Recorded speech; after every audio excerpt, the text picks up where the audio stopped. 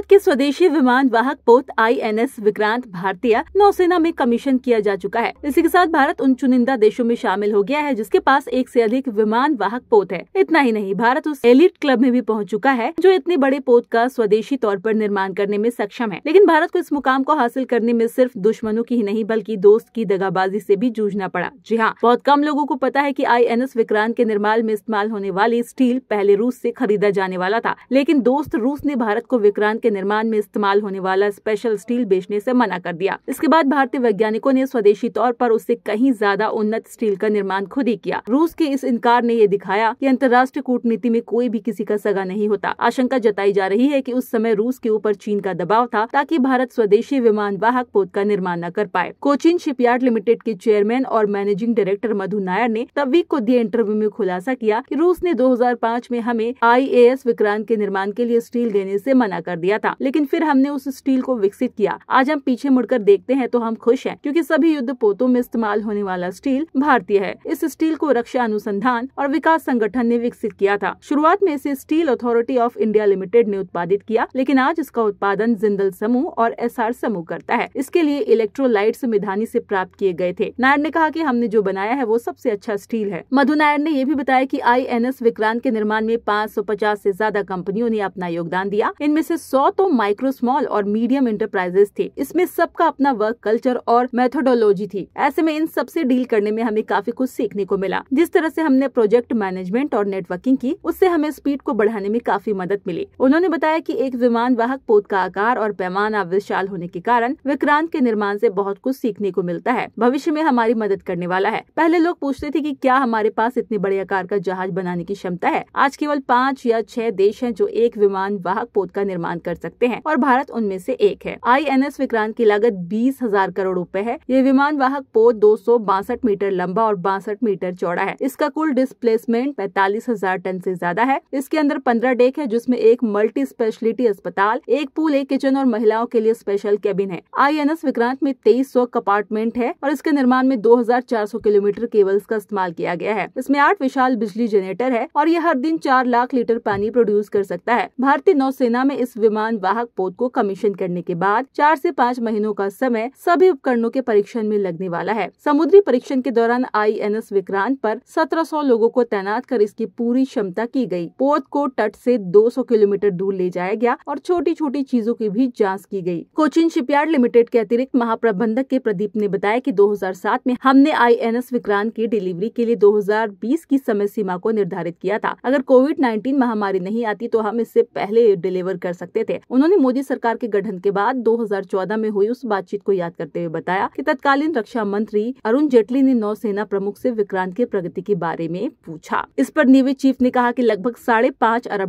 जेटली ने पूछा भारत के बारे में क्या? तब नेवी चीफ ने कहा $3 अरब। जेटली ने कुछ देर सोचा और फिर कहा, क्या ये सब भारत के बारे में नहीं है? भारतीय नौसेना का दूसरा विमान वाहक पोत INS विक्रांत 76% ही स्वदेशी है। इस विमान वाहक पोत में 24% पुर्जे विदेशों से खरीद कर लगाए गए हैं। इसमें कई रडार, वेपन सिस्टम और दूसरे उपकरण शामिल है। INS विक्रांत के लिए कई वेपन सिस्टम और उपकरणों का निर्माण भारत के defence research and development organisation ने खुद किया है। इसमें DRDO का साथ naval design bureau, Bharat electricals limited, Bharat heavy electricals limited, private कंपनियां जैसे किर्लोस्कर, L&T, कैलेट्रॉन, GRSE और वाटसिला इंडिया ने अहम भूमिका निभाया है। विमान वाहक पोत समुद्र में चलता फिरता हवाई अड्डा होता है। ये एक ऐसा युद्ध पोत होता है जहां से विमानों को ऑपरेट किया जा सकता है। अलग अलग तरीके के विमान इस पोत के डेक पर उतर सकते हैं, उड़ सकते हैं, ईंधन भर सकते हैं। इतना ही नहीं, विमान वाहक पोत पर विमानों को हथियारों से लैस किया जा सकता है। इससे समुद्र में काफी दूर तक हवाई क्षमता को बनाए रखा जा सकता है। इतना ही नहीं, दुश्मन के इलाके में नेवल ब्लॉकेज लगाने में भी विमान वाहक पोत बड़ा योगदान दे सकते हैं। 1971 के युद्ध में भारत ने INS विक्रांत के जरिए बंगाल की खाड़ी में नेवल ब्लॉकेज लगा दिया था। अगर आपको वीडियो अच्छा लगा तो ऐसे और अपडेट के लिए हमारे चैनल के साथ जुड़ने के लिए लाइक, शेयर और सब्सक्राइब करना ना भूलिए।